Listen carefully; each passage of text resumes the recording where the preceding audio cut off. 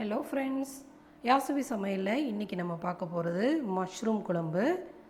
அது எப்படி செய்கிறதுன்னு பார்க்குறதுக்கு முன்னாடி யாசவி சமையலை சப்ஸ்கிரைப் பண்ணாதவங்க சப்ஸ்கிரைப் பண்ணுங்கள், என்னோடய சேனலுக்கு சப்போர்ட் பண்ணுங்கள். இதுதான் குழம்புக்கு தேவையான பொருட்கள். வாங்க எப்படி செய்கிறதுன்னு பார்க்கலாம். அடுப்பில் ஒரு கடாயை வச்சுட்டு ஒரு குழிக்கரண்டி எண்ணெய் ஊற்றிடுங்க. எண்ணெய் சூடான உடனே தாளிக்கிற பொருளை எல்லாத்தையும் போட்டுடலாம். பட்டை, கிராம்பு, அன்னாசிப்பூ, கொஞ்சமாக சோம்பு எல்லாத்தையும் சேர்த்துட்டு இது பொரிஞ்சதுக்கப்புறம் நம்ம வெங்காயத்தை சேர்த்துக்கலாம்.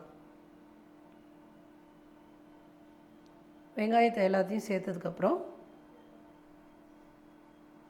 இந்த குழம்புக்கு தேவையான உப்பை சேர்த்துக்கலாம். நல்லா வதக்கி விட்டுடலாம்.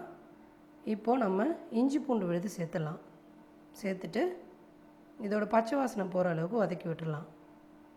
இப்போது கருவேப்பிலை ஒரு கொத்து சேர்த்துக்கிறேன். தக்காளி 1 எல்லாத்தையும் சேர்த்து நல்லா வதக்கி விட்டுடலாம்.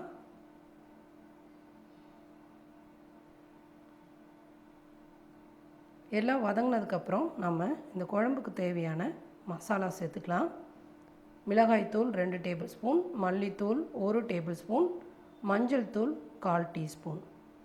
இதோட பச்சை வாசனை போகிற அளவுக்கு எல்லாத்தையும் நல்லா வதக்கி விட்டுடலாம்.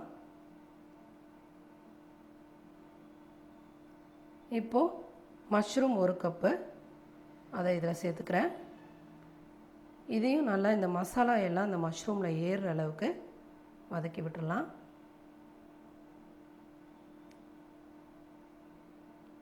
இந்த ஸ்டேஜில்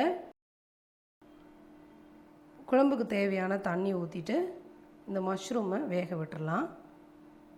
எல்லாத்தையும் நல்லா கலந்து விட்டுட்டு இந்த ஸ்டேஜில் நீங்கள் உப்பு காரம் செக் பண்ணிக்கோங்க, பத்தலைன்னா சேர்த்துக்கோங்க. இப்போ மூடி போட்டு மஷ்ரூமை வேக விட்டுடலாம். பாருங்கள், மஷ்ரூம் நல்லா வெந்துருச்சு. இந்த ஸ்டேஜில் நம்ம தேங்காய் விழுது, இந்த தேங்காயில் சோம்பு கொஞ்சமாக, மிளகு ஒரு 10 மிளகு சேர்த்து அரைச்சிருக்கேன். எல்லாத்தையும் சேர்த்து கலந்து விட்டுடலாம். கொதிக்க விட்டுடலாம். கொதித்தோடனே குழம்பு ரெடி ஆகிடும். இப்போ அடுப்பை ஆஃப் பண்ணிடலாம். புதினா மல்லி சேர்த்துக்கலாம். நீங்களும் இதை உங்கள் வீட்டில் ட்ரை பண்ணி பார்த்துட்டு கமெண்ட்ஸ் அனுப்புங்க. Thank you friends.